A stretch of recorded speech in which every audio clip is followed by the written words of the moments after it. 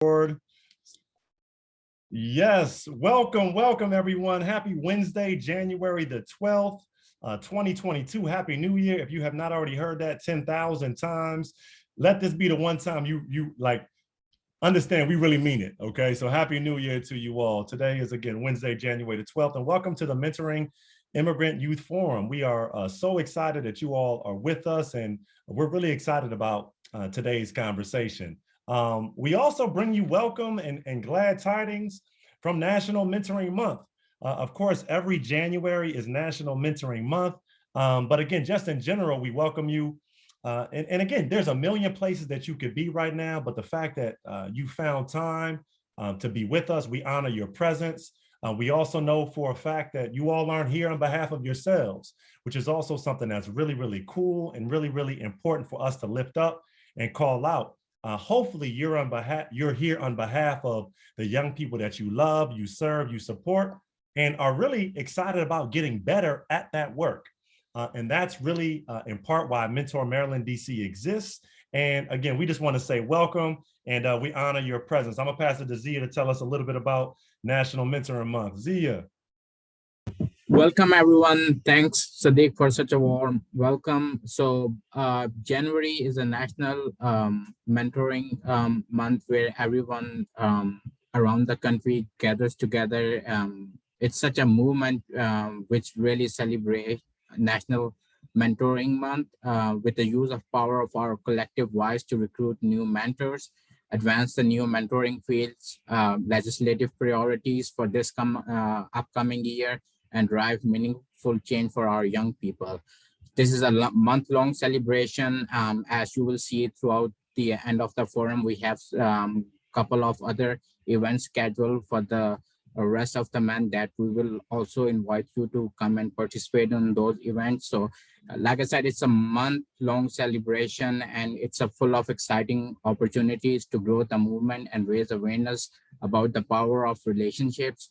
And feel free to participate and engage on social media using hashtag mentoring amplifies and mentoring month throughout January. And I would pass it back to Sadiq now. Awesome. Again, we're gonna put those hashtags in the chat box. Thank you so much, Zia. And I just want you all to key in on a very, very important word that Zia shared with us, and you all being here today, this afternoon, really illustrates that. And that's this idea of a movement.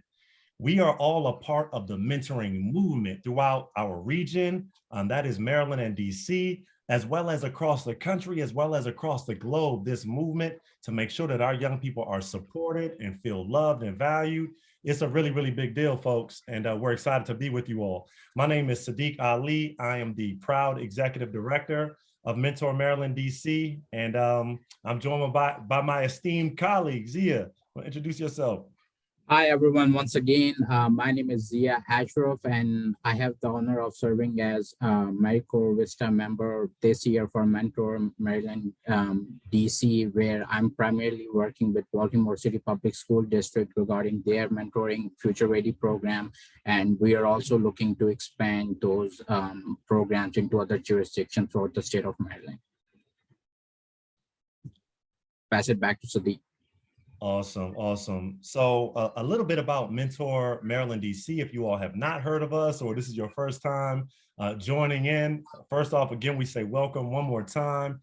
But Mentor Maryland, DC, we are one of 25 or so statewide or regional affiliates of Mentor National, aka the National Mentoring Partnership. And our shared mission is to increase the quality and quantity of mentoring relationships and to work towards closing the mentoring gap, which is the startling statistic that tells us something crazy like 1 out of every 3 young people does not have an identified mentor, someone in their life for them to call upon and, be able to build with and feel supported. So we really are excited to be able to provide the link between Mentor's national efforts and, again, helping to build the community of mentoring practitioners and ecosystem members locally. So we're excited to be with you all. So the big question of why, folks, right? So again, obviously it's National Mentoring Month, but big question is why this conversation and why now?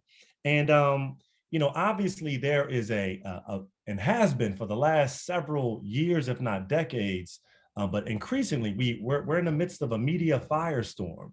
The idea of immigration policy and all that surrounds it is a really, really important conversation and is not going anywhere. As a matter of fact, the conversation is getting louder. But what we know is that when these conversations tend to happen, it is our most vulnerable individuals in this country that are mostly left behind when these conversations happen. And we know, unfortunately, that is our elderly population, that is our unwell or our sick population, folks with different abilities. But for the purposes of this conversation, we know for a fact our young people are routinely left out of conversations about the future of the country. And we don't do enough to lift up their unique experiences, however they identify. So today's conversation around mentoring immigrant youth features young people from a variety of backgrounds that are going to be speaking with us today about their experiences. But again, this is all about creating a fertile ground for us to converse together, for us to learn from each other, and ensure that the most important conversations of the day include youth voice and have a focus on making sure that our young people are not left behind and are certainly not marginalized, as is so often the case. So with that, just a little bit of background and framing for our conversation. But next, I'd like to pass it over to Zia to really give us some key definitions that you might hear throughout the course of our conversation today, because of course we believe that there must be an educational element of all that we do as an affiliate, as Mentor Maryland, DC. So we want to share with you all some of these definitions. Zia? So the first one is, as most, if not all of you have heard, is immigrant or foreign born. So that is basically usually used to describe someone who is not naturally born into the United States. And these terms are usually interchangeable with between the concept. And also US citizen, either if you are born naturally here or by birth, or there's also a naturalization process after you attain your permanent residency. That's where you can also get your US citizenship through that process. Naturalization, like I was previously explaining that term, it's an immigration process. Once you have your green card, you have to wait for a certain amount of years. And after that, you can apply for citizenship, where you have to go through the civic test and English writing and speaking test, and then you take the oath to the US Constitution. Law for permanent residence card, it's also known as green card. It is usually obtained someone living here in United States, sponsoring their family back in their native country, or through employment, through diversity visa program that United States have in late 80s and 90s. So that's how these permanent residents are obtained, and also through asylum seeking and refugee process that we have right now. Asylum seekers and refugees, these are individuals who need protection due to persecution or fear back in their country. And as a result, they try to escape from their country and get protection here in United States through asylum and refugee process. It's another immigration process where they can obtain their legal status in the country.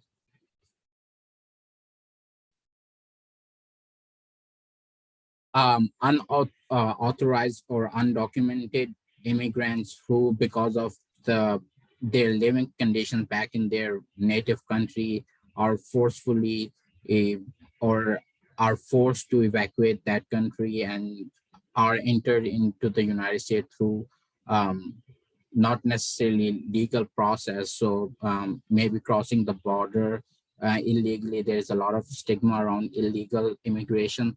So those are the immigrants that have come to the United States, not legally, but they are usually called unauthorized immigrants. Migrants generally refers to someone who changed his or her country of usual residence, regardless of the reason. It may be voluntary or forced migration, and it could be a temporary or permanent. First generation immigrant children term typically refers to a foreign born children with at least one foreign born parent.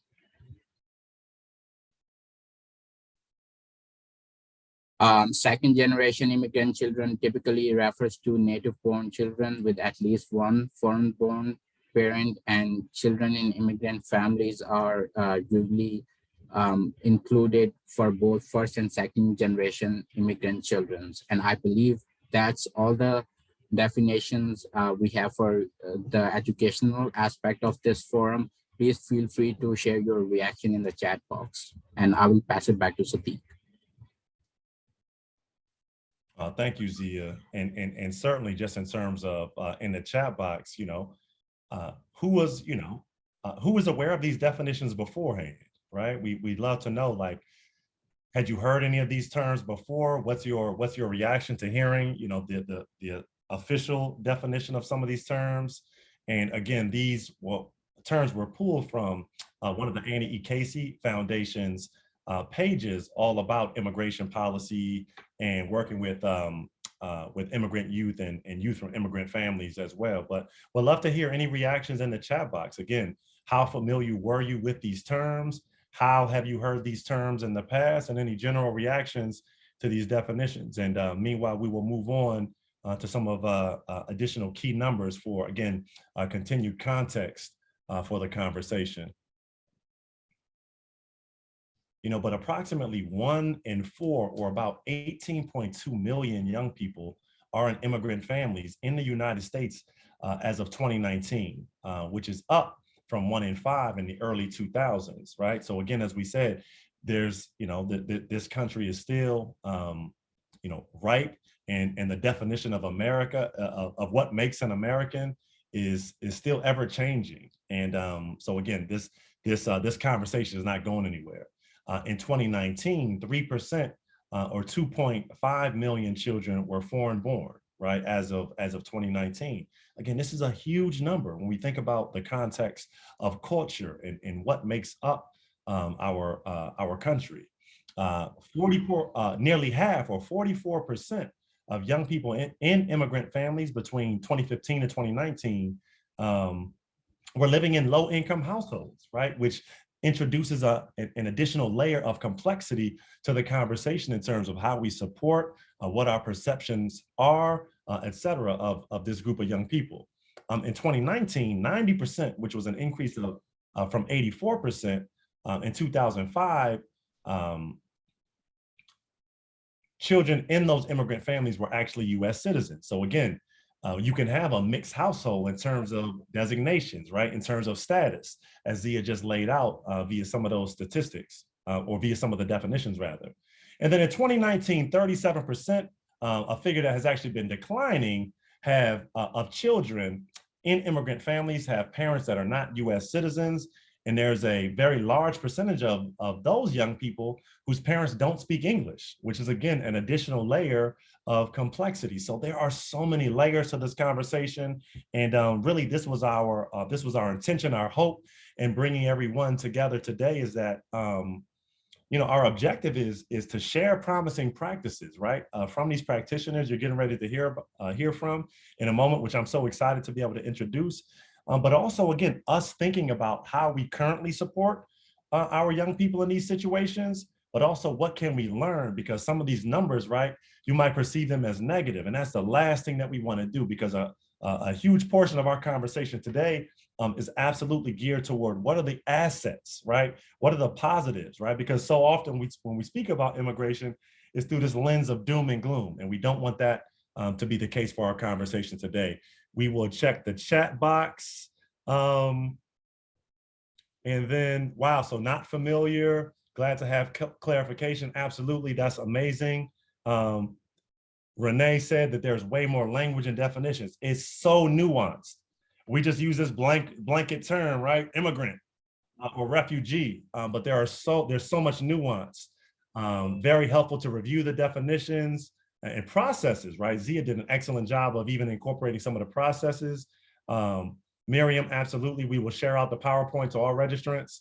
And LaDeja heard them before, right? Helping, yeah, exactly. There was a lot of trauma during the last presidential administration, absolutely. Very familiar, Sarah is. So awesome, thank you all so much for sharing these thoughts in the chat box. Awesome.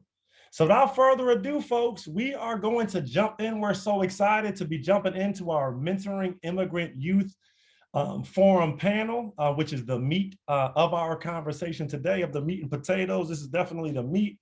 So it's my distinct pleasure to introduce to you our panel moderator, Dr. Jeffrey Kranzler. And for those of you all who are not familiar with Dr. Kranzler, just an amazing individual. I'm so excited that he is our moderator. But Dr. Kranzler is a passionate and energetic youth development practitioner, presenter, and researcher with a focus on mentoring. He's also a licensed clinical social worker and founder of Kranzler Autism Programs and Services. He regularly treats individuals on the autism spectrum and children, adolescents, and adults who suffer from depression, anxiety, obsessive compulsive disorder, panic, and school-related stress, which we know is absolutely on the rise. In addition to providing therapy, Dr. Kranzler is one of Mentor Maryland, DC's amazing technical assistance consultants who provide training and mentoring program consulting at no charge. Ask us how in the chat box. If you're a mentoring program and you're interested in receiving technical assistance at no charge, make sure you reach out to us. But he's worked with dozens of programs across Maryland and DC, and it was through this work that he, in his earlier research, that he turned his attention to working primarily with programs who support immigrant youth, and is always excited to share more about what makes this group of young people special. Lastly, he's a graduate of Johns Hopkins University and holds a master's and PhD from Wurzweiler School of Social Work at Yeshiva University. He's also, he didn't know I was going to tell you all this, he's also a newly minted children's book author. Check out his new work, The Crimson Protector. And again, he's just an all-around amazing and dedicated individual. Dr. Kranzler, I'm gonna pass it to you to take it away. Dr. Kranzler, you with us? I am. Thank you so much, Sadiq, for those incredibly kind words. It is an honor to be here today.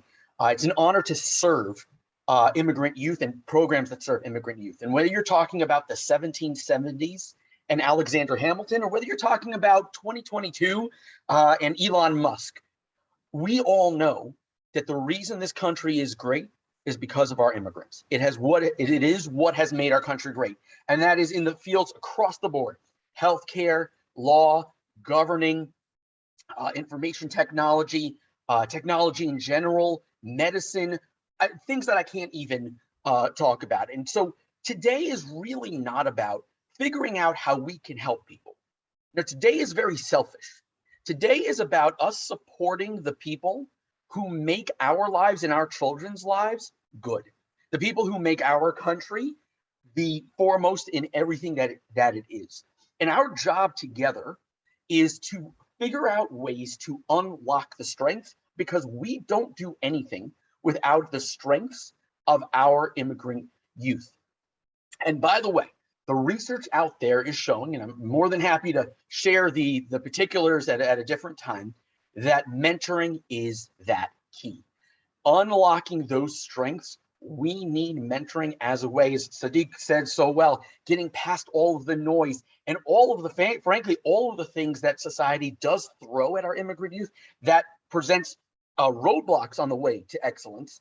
And the key that is very clear from the research is mentoring.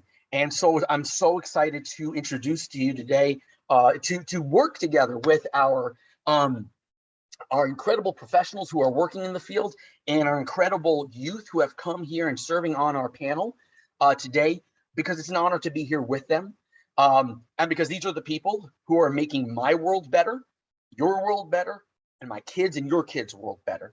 And so without further ado, what I'd like to do is I'd like to start with our format. We are going to be asking questions to both the professionals as well as to our youth. And to get everybody kind of into the groove of everything, I'd like to start and give our youth a little chance to kind of see how we're going to be doing this back and forth. What I'd like to do is I'd like to start with our professionals, and I'd like to start with an incredibly important question to start us off here, and that is I'd like to open the floor to the professionals to please tell us, if you could please tell us the areas in your work that specifically excite and inspire you in your work with immigrant youth.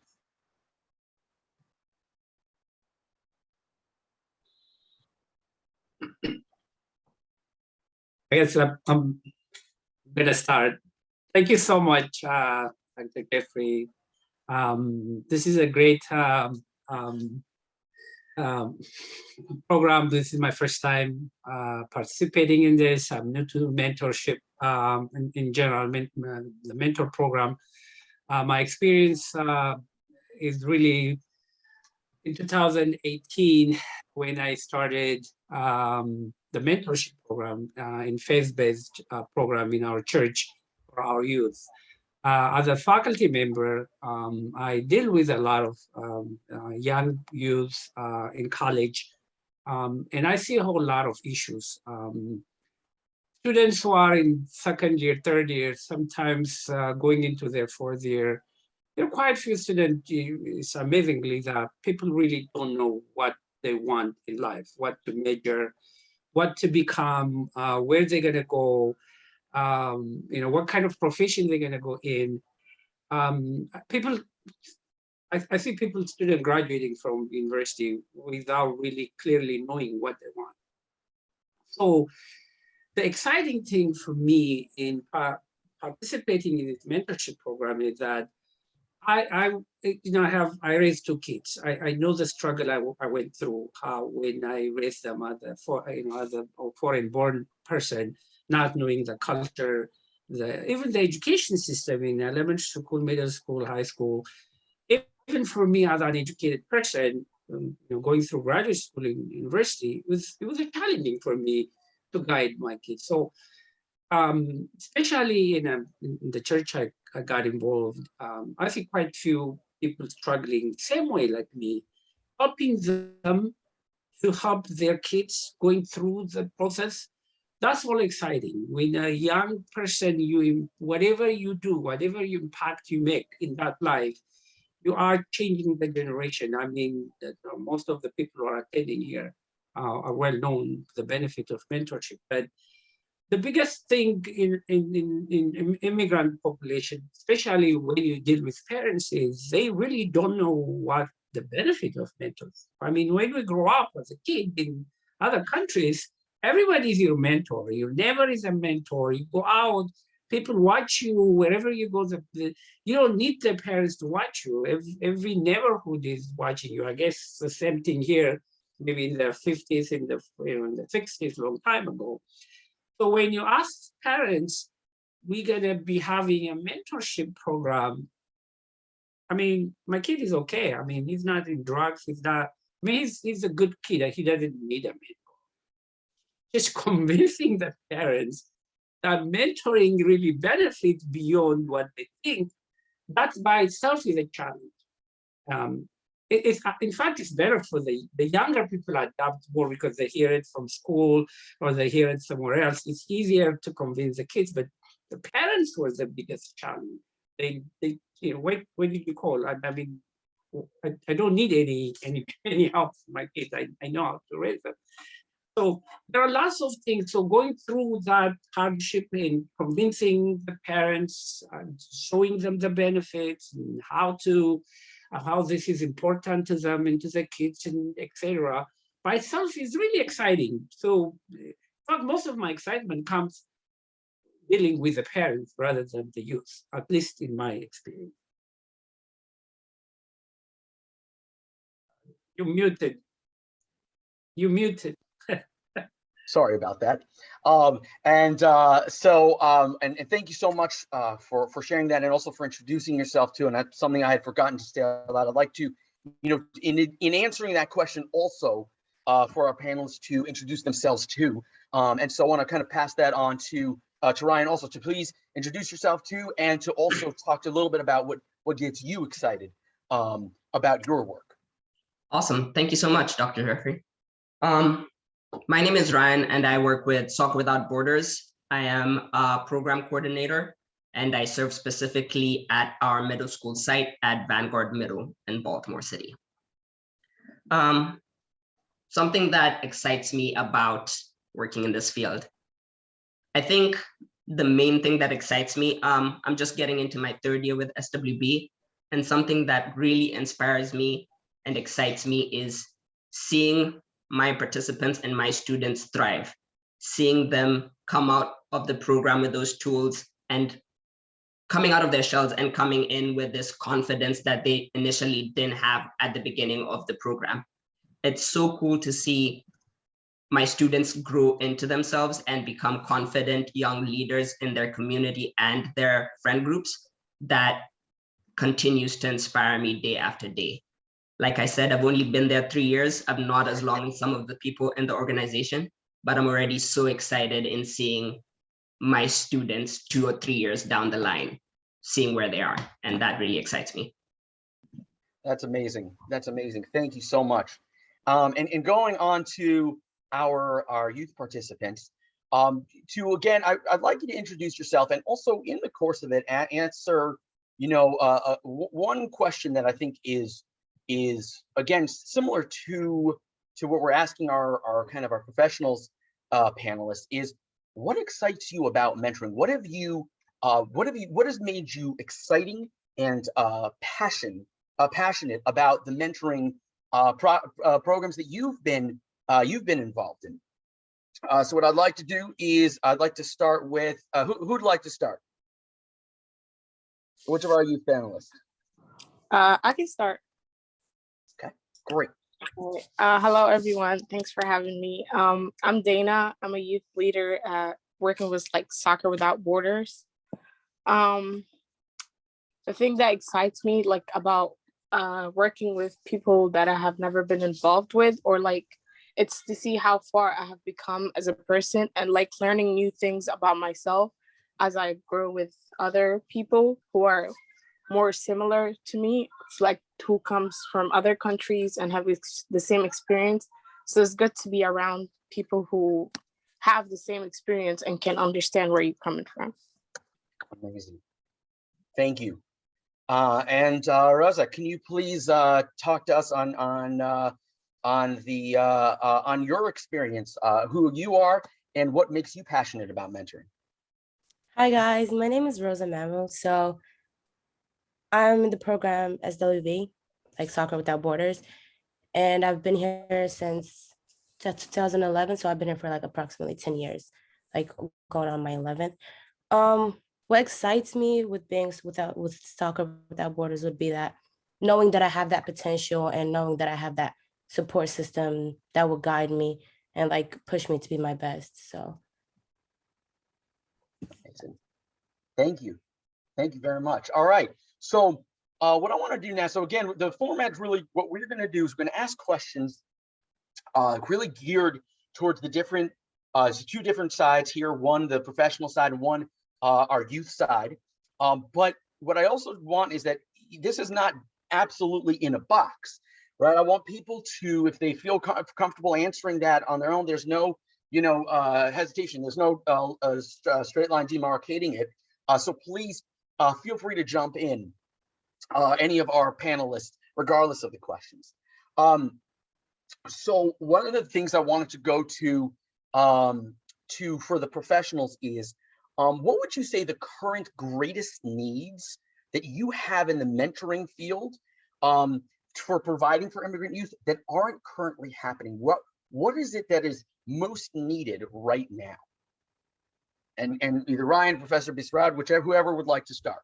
Yeah, thank you so much. Thank you. That's a critical question. I think for me, based on my experience, getting the mentors is hardest. Because we really, in our church, we try to connect young professionals with the youth, not the older parents or the older generation, because there is a communication issue, there is as an immigrant population, the cultural issue. So we try to get people in their young while they are as a professional to connect them. Just age-wise, the closer they are, as long as they're willing. So for me, I had to go from, I don't know, probably at least 10 different Bible study groups to solicit members, people who are interested them to become a mentor. Because unless they grow up and they see what a mentorship program in their life, which is less likely in immigrant population, because they grow up from a different culture, they don't see, they feel like it's an additional workload on them, especially if they are building their, getting married, having finished college, career-wise, running around, changing jobs. Now they feel like you're adding them more work on them. They really don't see the long-term benefit. For me, the biggest challenge is really recruiting appropriate mentors for the kids. The kids are easy because in a church setting, you have different settings where they come every week. You get to see them, you get to talk to them. But those who are not parents in between, they don't see the value. That's the biggest challenge, at least based on my experience. Thank you. And Ryan, what are your thoughts? I'd like to agree with Dr. Bisrat in that one of the main challenges or needs that we have in this industry is that finding good, consistent mentors is something that we're still trying to work out, because we feel like most of our families and most of our participants thrive on those consistent relationships. And when we're not able to find mentors that are slightly more consistent, then the relationship ends up suffering. So that's the first part. The second other thing that we really need is that figuring out support for the English language learners and enabling our mentors to have those resources that they need in order to get either translation services or that communication aspect between them and the families is something that is a big need. Thank you. And now turning to Dana and to Rosa, wanted to ask you, what would you say, if you feel comfortable sharing, were some of the bigger struggles that you faced when coming here? And if anything, how did mentoring help you address those in particular? For me personally, one of the biggest obstacles that I had to overcome was to adapt to the new environment. I had to get used to this ways certain things were going, because before I came here, I was in Israel. So things was much different there than it was here. And having people that I could go to and whenever I have questions, and they'll lead me to they would guide me through English, which I would always excel in because of them. And I feel as though mentoring really impacts, it really impacted me a lot in a good way, because I wouldn't be here speaking as much English, doing as much as I can right now in school, and so yeah. Really appreciate that. And you're echoing kind of what Ryan was saying, that language piece was really, really helpful for you, and that's research are showing really huge pieces with that. So thank you for sharing that piece. Thank you. And Dana, how about you? What would you say struggles and how mentoring kind of approached that? I would say for me also as well, the language barrier, because coming in here, I only spoke one language. So it was hard to connect with people and really understand what they were saying. So being with a mentoring program and surrounded by other students who are also having difficulties with languages, that helped me connect with them in a better way. So in SWB, we would always do practice English. We would do play games to connect with each other more and try to learn the language. And that have helped me a lot in the question right now. Thank you. Yeah, thank you. That just really well said by both of you. Really appreciate that. So and going back to our professionals, can you tell us a little bit about what you would say some hidden assets and hidden strengths that not everybody may be aware of, that you're seeing in your youth, that you're seeing the mentoring bring out in your youth? So with, of course, my limited experience, I found people shape somehow, because we didn't have a whole big number, the 30 people in our mentors, so 15 pairs. So we didn't have enough number of people to screen and do a match. So we just do random match as they sign up, we just match them. So I found people like we have, you know, a few nurses, IT people, a couple engineers, epidemiologists. So there are some professionals. I saw few kids follow their mentor, even though they had no idea what those professions were before they matched. So it wasn't. I don't think the mentors try to convince them, but the more they understand what the mentor is doing or how his job impacted him, somehow it influences them to follow that footsteps and become visionary. So a student who is in high school having a vision most likely will be successful, right? Not having a vision is also a plan, but it's a disaster plan. So I think that that's the key thing that came out of what I noticed is that at least two of them, they decided to become nurses, which had no clue prior to the mentorship program. So career-wise, so as a professor, as a college professor, career and development, you know, the education profession in general excites me. So those are the things that came out of the mentorship program that I wasn't originally thought it would. It was just, you know, being an elder person, being somebody to look up to, but not really following the footstep what those mentors are doing on a day-to-day basis. And I really appreciate that. That's really huge because we know that the key in mentoring is actually it's not just the skills, it's actually following and connecting with people and wanting to follow in the footsteps of people who are mentors, who have been selected as being great people to follow. And being able to see that means that mentoring is actually taking place in its most effective form in the programs that in the program that you're running. That's fantastic. And Ryan, how would you jump in there? I think one of the largest hidden assets that our participants have as immigrants is that they have this astounding sense of resilience. The immigration process is very daunting, and for some of them, sometimes even traumatic. Coming through that experience on the other end and starting to thrive and build a sense of community is something that is massive for our students. So that sense of resilience is an asset that they completely have that is amazing to see. They also come with different things like creativity and an authenticity that is amazing to watch in our participants. Amazing. Thank you both so much. And actually turning it now to you folks, to our mentees, our youth.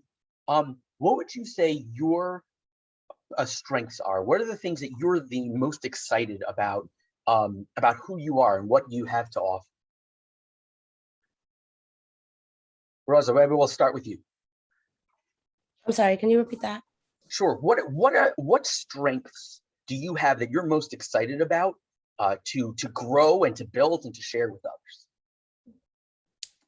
Just having the ability to understand the American culture more, like understanding how to evolve like as a person and knowing what I could do in the world and just being able to actually go to school, like basically doing everything that I can at my fullest potential. So that was great. Amazing. And Dana?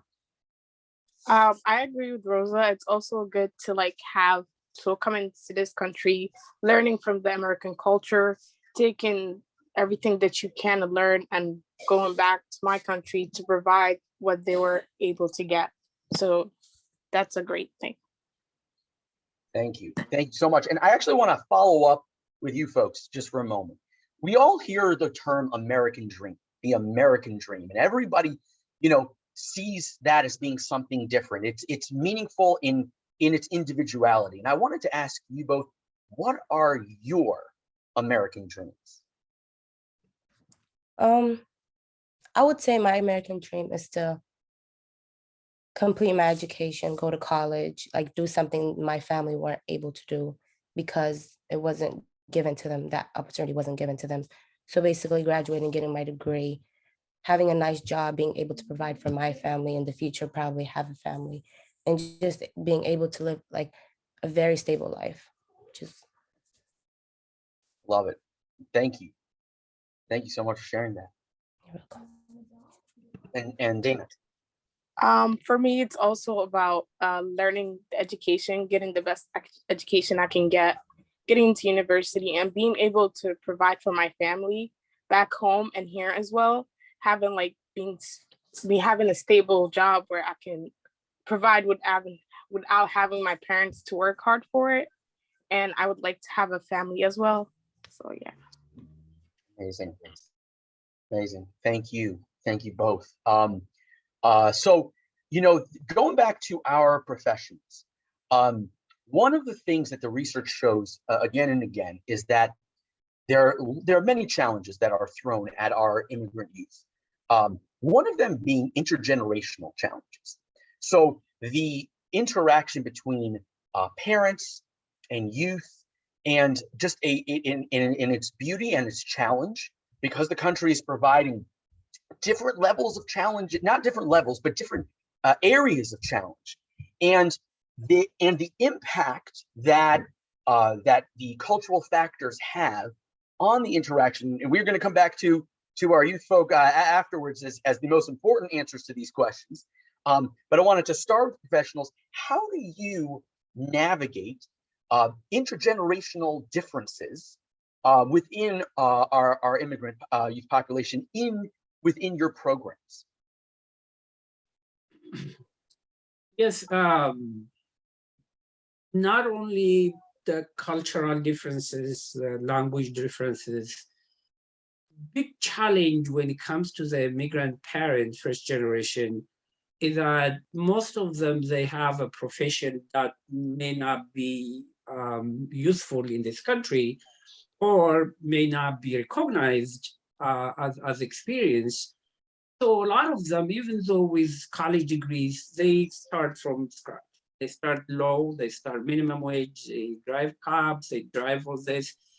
So in order to meet their ends, they have to do 2-3 jobs. So a lot of them, they're away from. Both parents have to work. What's expensive, supporting their kids is expensive. Sometimes they get used to a nice luxury life back home. Now they want to get to that place. So, but the finances are, they don't match. So they really spend a whole lot of time outside. That creates a gap. In addition to the intergeneration gap that you described, the fact that they are not there on a daily basis created another gap. So that gap led to the youth to find other ways to fulfill their needs or meet their demands, which they turn into the wrong places. So that's the challenge. One of the challenges is the other thing is the biggest thing is that, as I said, the cultural thing, like you mentioned it, how you raised a kid, like from the environment I grew up as a parent, as a child, you have very little say in the decision of the family. You just listen to what they say. You have no, even though it's deciding about you, you have less voice into that decision. That's the culture they come in, and they want to impose that on their kids, and that really creates, another distance, a big gap.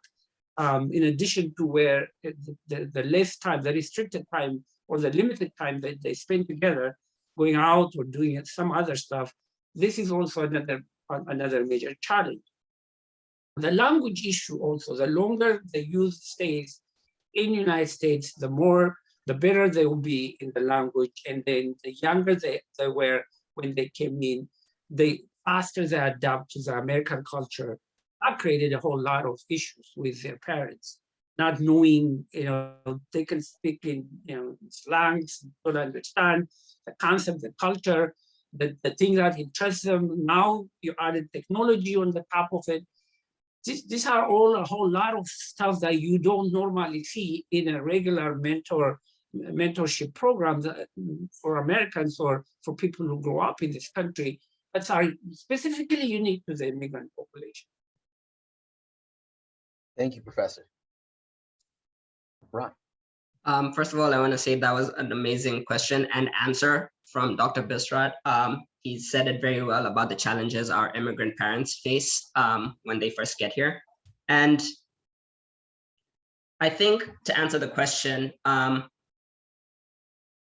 main thing we want is to create and build relationships with our families. We start to build in that sense of trust and communication and create that rapport, because we find it hard for us to kind of address different things with our families if you haven't first created that base level of trust and that relationship between the family and the mentor.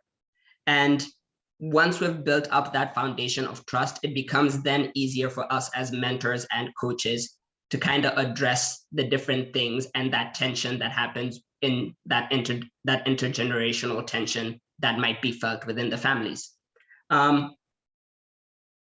Like Dr. Bisrat said, parents and guardians, at the end of the day, they came to the States because they want their family and their children to thrive and have the best lives possible. We try to give our students the tools they need to thrive without losing their sense of culture and identity. And that's where we find that we're able to build that relationship with our parents, because as long as they see us trying to help their students be their best selves while still maintaining their culture and their identity, then that helps to navigate those situations. Thank you so much. Thank you, both of you. And now to turn to our youth, you can talk about in general, or if you feel comfortable sharing about personal experience, if you feel comfortable, how have you seen in general or in particular the interactions between different generations in the family?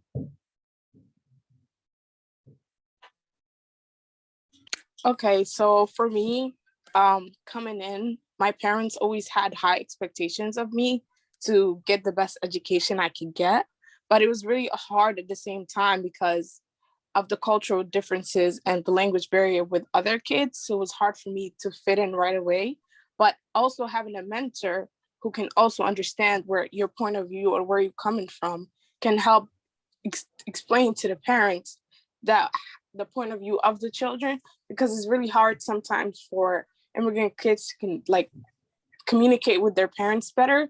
So my mentor helped my parents and me connect more and understand our point of views. Wow, thank you for sharing. So it sounds like mentor played a role in actually helping connect in that way. Is that something you would say you would want to see more of in terms of from mentoring programs? Yes, because it's the more you connect, the more you guys can build with each other more, and you can get the best success you could get. Amazing. Thank you. And Rosa?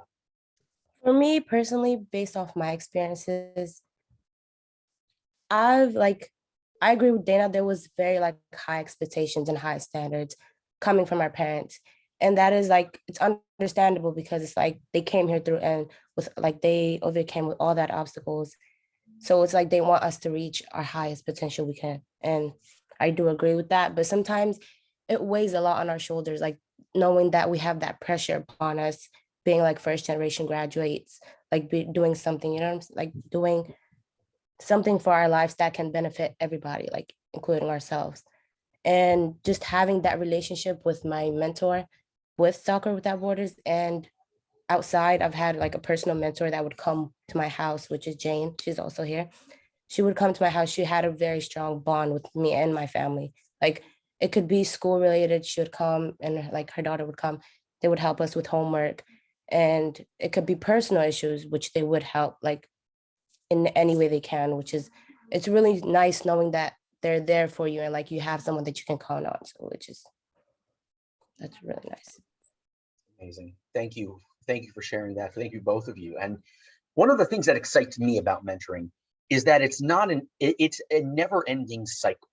Meaning when somebody receives unbelievable mentoring, they become unbelievable mentors. They have had the training and the experience to become amazing mentors too. And I wanted to actually start with our professionals. If you feel comfortable, if you're okay, would you feel comfortable talking a little bit about who your mentors were and how they impacted your ability to be mentors, and in specific to be mentors to our immigrant youth. Okay, so for me, I never have a mentor. I grew up in a culture where there's mentorship is, I mean, as I said before, the whole community is your mentor, your uncle, your big people, your neighbors, everybody's watching you. Everybody you go, everybody tell them, and the hero. So mentorship was not really a word that I heard before I came to this country. So I don't have a special mentors like that. How I got involved, how I became interested was I started a free SAT review class for the church kids. We had about 35 kids who signed up. So one day, the teacher, the one who hired to do the SAT review is a weekend Saturdays, it didn't show up. So I started talking to them. I went there, look, I'm teaching a college, I can help you. Tell me your dream, what you want to be. And then I found out more than half of the kids have no clue what they want to be when they go to college. Even though some of them are already seniors and they are about to take SAT class. I say, wait a minute. What do you mean you're a senior in high school and you don't know what you're going to study in college? So that prompted me. I said, these kids, we need to do something because we don't want to lose them when they go. Because I've experienced with our people with master's degree, not knowing what they want, they end up just going to school. So that actually prompted, you know what, maybe let me look up this mentorship program. I started looking, searching, and that's how the whole thing was initiated. So for me, maybe the other people would tell, but I technically there was no mentorship. And thank you for sharing that. And what you're pointing to is what we sometimes refer to as natural mentorship. You sounds like in your community, the people were there for you. And in such a, one of the tough parts about 2022 and in America is that these natural mentors aren't there as much.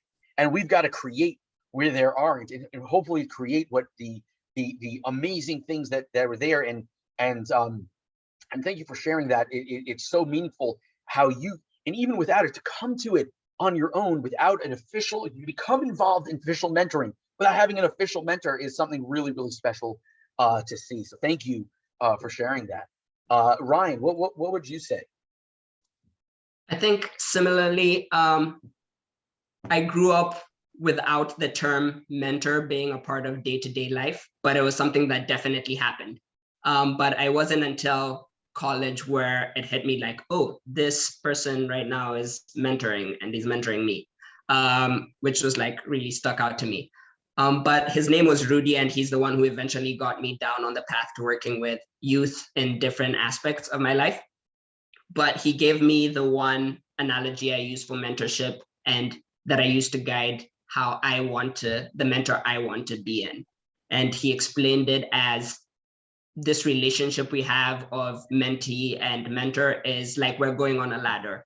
And he was like, this is you on the ladder and this is me. My job as your mentor is to kind of stop you from falling if you slip and to give you that extra push if you need it. And that is kind of what I want to be as a mentor and what I strive to do in my mentorship as I move through working with kids. Amazing. Thank you. Incredibly inspirational from both of you, and I really appreciate your sharing that. And I want to just briefly turn, though, to a topic that I think we all have in mind, and that is the current COVID and the pandemic. And I wanted to ask our youth, how is the pandemic affecting you, you in particular? So who would like to start? Dana, do you want to take this one to start this one?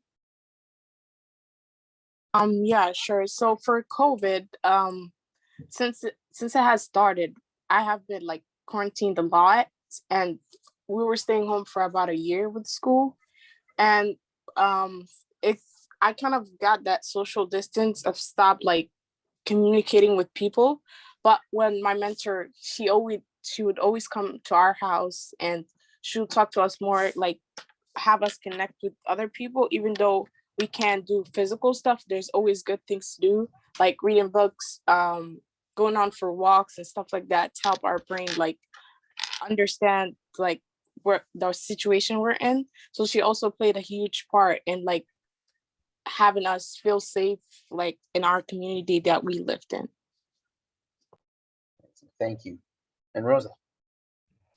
I would like to add on to that. I totally agree, because COVID-19 has impacted us all in a variety of ways. And me personally, like Dana said, it caused me to like have less interaction than I already had in school. So it's like, even to like speaking with the teacher online, it would be like, I would have that nervous breakdown sometimes, but like just staying home constantly, not being able to go out because of the virus, it was a lot. Like, it was really stressful sometimes, but having my mentor like constantly texting me, FaceTiming, saying, are you okay? Do you need anything? It's just, you know, you have that person to go to, or like, you know, that even though it's like the pandemic and you can't, like Dana said, you can't have any physical, she couldn't also come because it was very dangerous. But just like finding ways to interact with me and my family, like making sure we're all okay, like really meant a lot. Thank you. Thank you both. Turning just back to our professionals here, wanted to ask you a question. You know, this recording people are here, and hopefully people will see this, people who aren't even here, and many of them are working with immigrant youth, and I hope if they're not currently will start, and many of them won't. What lessons have you learned from working with immigrant youth in particular that you think would be generalizable to programs that maybe not working with immigrant youth, but lessons that you have learned that you think other programs can gain, that you have gained from working with immigrant youth? That's a very good question. Our program was affected by COVID. When we closed the church March 2020, I was not prepared, or none of the people who work with me were prepared how to continue. In the first place, we never had formal structured training like what have in your associations. So we just let it go. We really let it go. Luckily, after the COVID, when we came back like April of 2021, I found out of those 30, about 10 of them continued on their own without us even knowing.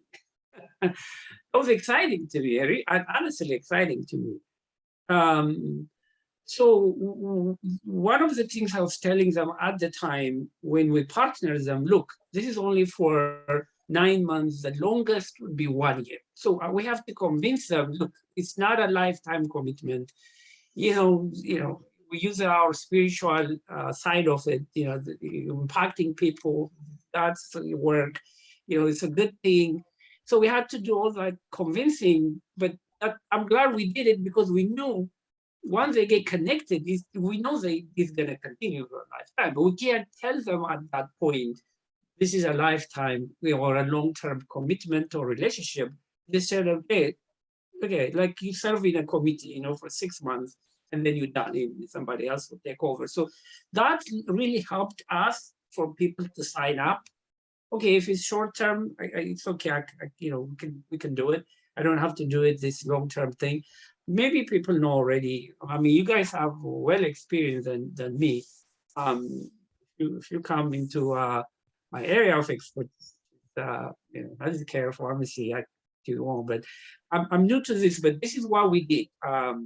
So making it short, convincing people that if they don't want to, there is a time frame to it, even though we know that time frame majority of the time end up not working. So I think that's what I wanted to say. Thank you, and also thank you for talking about the impact COVID had on your program as well. And maybe we can make that a two-part question also for Ryan, is impact of COVID and how also you would bring what you are working with immigrant youth, what you've learned from them, and how people who are may not even be working with them might learn from that as well. So really two-part question there. You're on mute. Awesome. Thank you. Thank you. Thank you for that question. Starting with the whole how COVID has impacted the work, is that one of the things that we value at SWB is creating spaces, creating belonging, and creating safe spaces for our participants, and creating that sense of community that our newcomer youth kind of thrive under. And COVID made this especially difficult because for a lot of our students, SWB was a safe space for them where they could come at the end of the day and be with friends, be with their mentors, be with their coaches, and kind of be themselves. And what COVID did was take that away from a lot of them. So what our program did, or a key part of our program during the heat of COVID, was to still create those spaces where our students can come together and thrive. And that was mostly through either sticking it with virtual and keeping that communication going. So that was the major challenge, is still giving our students that sense of community that COVID had kind of robbed them of. And I think to the second question about the tools, the things that we've learned in this field that can be transferable to other people working with youth, is number one is meeting the youth and their families where they're at. We have a mantra called "Leave your shoes at the door." And typically that recognizes the fact that in dealing with newcomer youth, we're dealing with different cultures, customs, backgrounds, even at the very basis, languages. And taking off your personal lenses of your own personal culture and how you see the world, and coming into that interaction with a sense of authenticity and humility, is something that is really good towards creating those bonds of trust, that whole basis of trust. And I think that is also something that can be done that is transferable to anyone who's working with youth, just meeting the students where they're at. Love it. That's the core of right there, the core of social work, and really the core of being with human beings, is meeting people where they're at. That's really beautiful. And what I want to do is actually, I want to ask you both professionals a question, and finish up by asking our youth that question, is, can you share any inspirational feedback that you have gotten either from immigrant youth or families that have inspired you to continue on in the amazing work that you are doing? So for me, amazingly, the senior pastor, he specifically called me after we opened the church that he wanted to continue. I said, what happened? I mean, I had to convince you initially this is a good thing for the family. He said he got calls from people, how good it was, and still because of the program, what the benefit from them. So because of he got good, at least good review or compliments, that he wanted to continue. He personally called me, how do we continue the mentorship program? It never happened before in that entire church. It's not a big church, maybe 300 people. So we have a limited number of people there. The other exciting thing was 2 parents, about 3 weeks ago, they came to me, like to sign up for mentorship program. Their kids went on to college. And so they saw the benefit. And just like me, they grew up in an environment where, as Ryan was saying, mentorship is not a term, we hear it all the time. They actually came, they wanted to sign up to become a mentor. This is exciting. This has never happened in those churches. And then another exciting thing, I started getting a call from another sister churches, originally from Ethiopia. So we have at least 20 to 30, probably 25 to 30 churches in this area. So to be a partner, how did you do it? At least some solicitation. There's no commitment or anything like that, but at least some inquiry. That's very exciting to me, because wanted to be spread. I wanted to go on to, to include more people, etc. So I'm ready to start another cycle. I'm in preparation area. I signed up for the technical support, but those are exciting things to me. When you this a senior pastor call you on your cell phone, look, how do we continue? But I may, Ryan may have a different experience, but that I found exciting. Love it. Love it. Amazing. Awesome. I have a few, but I wanted to share this one that our mentor, one of the mentors who works with Soccer Without Borders, got. So this was during one of our mentor matches, where we introduced the family to the mentor that they're going to be typically working with. And this is what the family said, is that they were the first, when we went to visit them, we were the first non-family people to bother visiting them in their new house, in their house. And they said that it was the most welcome that they felt since moving to the US. And I think that just wraps it up perfectly, is that's the work. Yeah. Ryan and Professor Bisrat, what you have been sharing has been absolutely inspiring, and I want to, end the official portion. We're going to be going on as Sadiq posted. We're going to be taking taking questions from you, the members here who are attending. But I wanted to end off with, if Dana and Rosa, if you could share with us, you are inspiring us. Your stories, the way you present yourselves, what you have accomplished, and what your goals are to accomplish. If you had a message to give to people who are involved in mentoring in immigrant youth communities, what message would you give to them?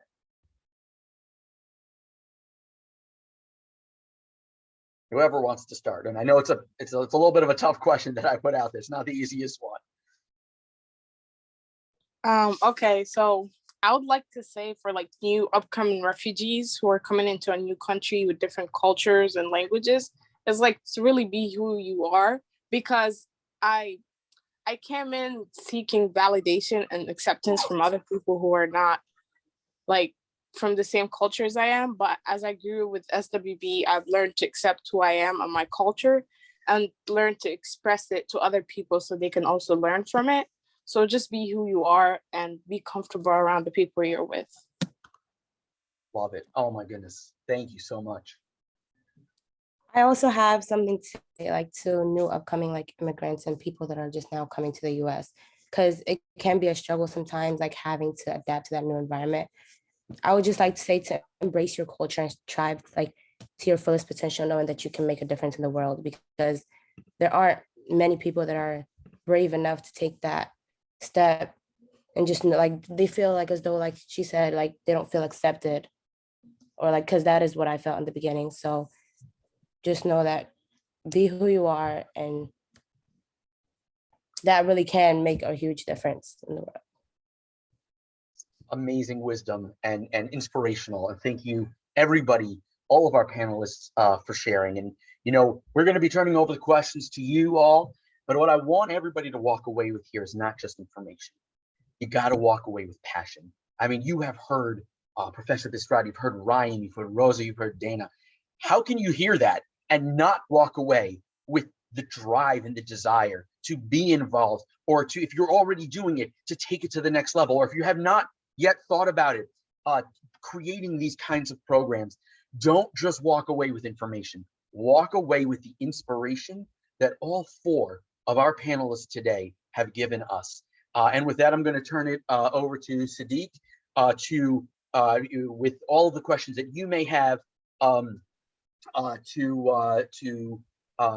share that with us with our panel.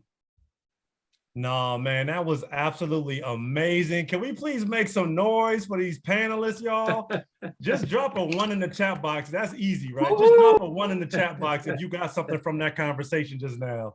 If you got anything from that conversation just now, please drop your favorite emoji, or just drop a number 1 in that chat box. I'm seeing some questions in the chat box too. We're going to come back to those, but please show these panelists some love.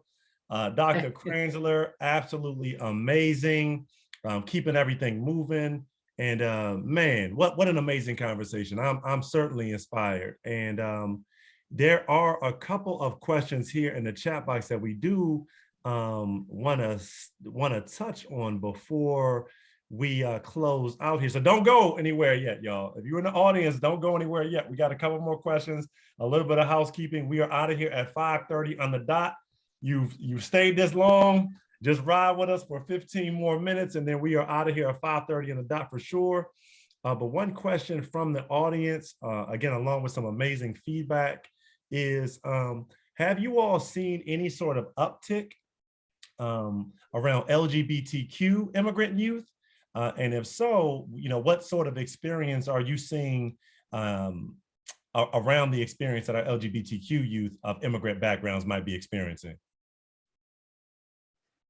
Not for me.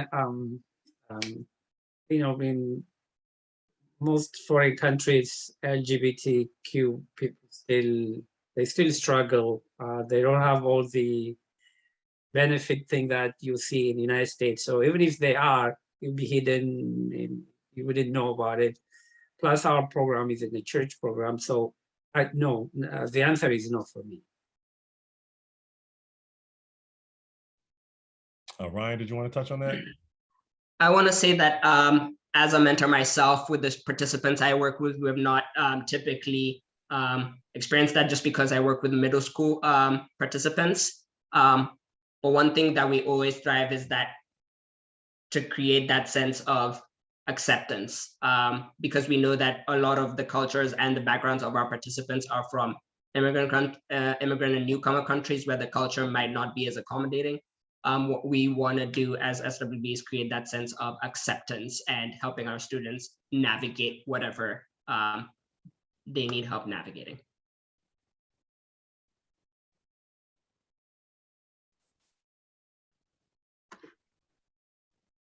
And Rosa or Dana, did you all want to comment, please? For me personally, I agree with Dr.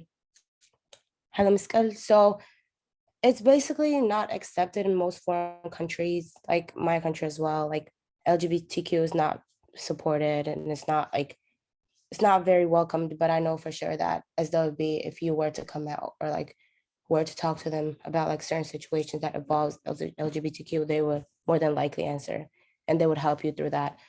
But I haven't encountered that yet, so.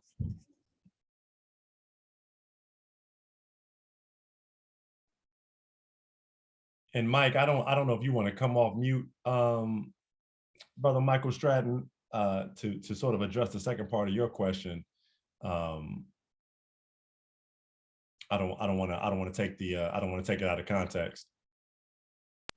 Well, I was just wondering how, because like they said, it's very different in other countries, especially not as sophisticated countries. So I was wondering if there was any, especially for Afghanistan, you see on the news where they're, moving the LGBT, I don't know about youth, but definitely adults out of that country to other more open and affirming countries. So I just wondered if there was, any of that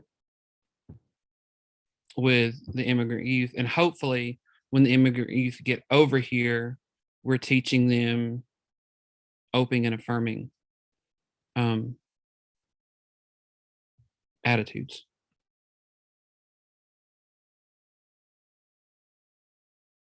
I appreciate that. I appreciate that very much. And I think it's certainly, I think our young people hit the nail on the head. Just because we don't see it does not mean it is not happening, that is not in existence.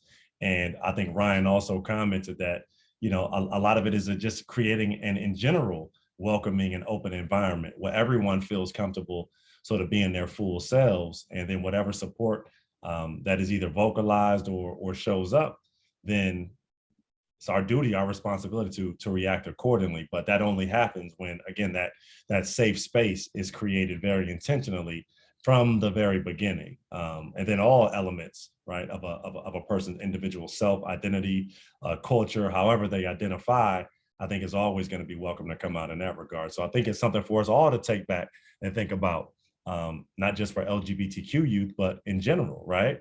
How do we affirm our young people, right? How do we intentionally go about those with, again, underrepresented or marginalized pieces of themselves or identities? How do we go about that in as many specific ways as possible to do that work? And I think that is, as Dr. Kranzler pointed out, so much of a core of what mentoring actually is. And thank you for that, Michael. You're welcome. Thank you. This is a great program.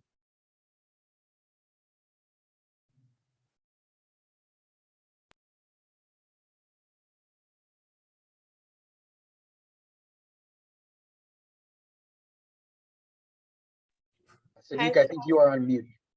Is it possible for me to ask a question? You guys spoke on a lot of adapting yourself to the culture changes and the nuance from not being here. But what from your culture have you guys been able to bring here to help the kids better out here? Because your culture has so much to offer already. And any techniques or any things that you can teach us to be able to give to our youth that's from your culture and not ours. I think that's a good question. I think it must be Rosa or Dana mentioned it. There is a whole lot of expectation from a first generation parent. They go through a whole lot to get to the United States. Some of them may not be, but majority of them, they had to leave their family behind, their belongings, sometimes their profession, sometimes. When they come here, they have a vision to be successful. They don't come here just to continue their lifestyle, because they have a lifestyle there. They want to come here. Quite few of them, from what my experience, from what I heard, is most of them, they came to create more opportunity for their kids rather than to them. They don't mind working a minimum wage or driving shuttle bus all day long as their kids get to somewhere. So the commitment here from the parent is their success in their kids.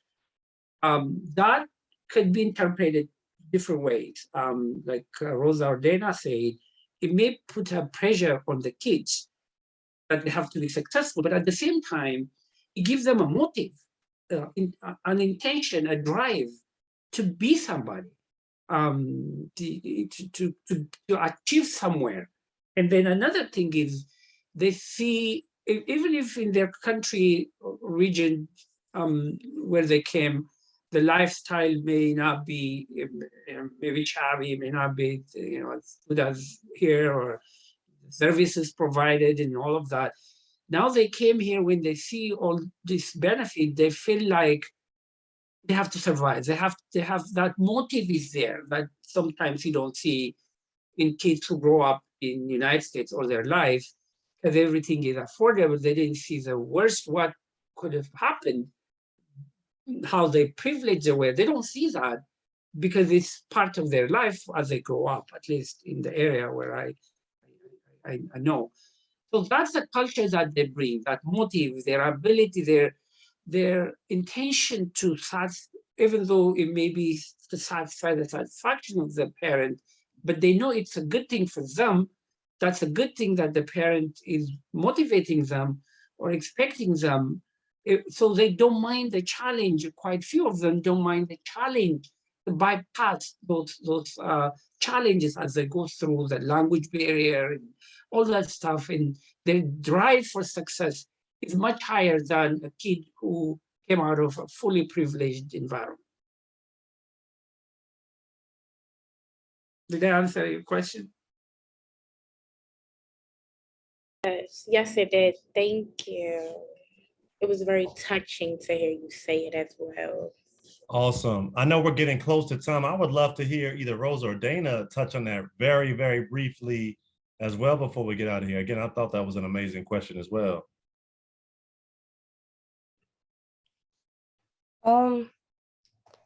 what I would have to say to that question would be that the only way that we're able to show our culture or like introduce our mentors to our culture is like by making them understand what, like there's certain traditions that come along with our culture, like what we believe in, what we're here, like why we came to America, basically our life stories. I feel as though like that creates a big connection with our mentors, and like that gives them an idea of like our whole reason that we're in America. So That's powerful, powerful. Dana, you get the last word before we wrap up. So I guess back in my country, my parents were not very like open-minded about things because they had very high expectations. But coming in to a new country, they saw how parents interact with their children and the way they connect more.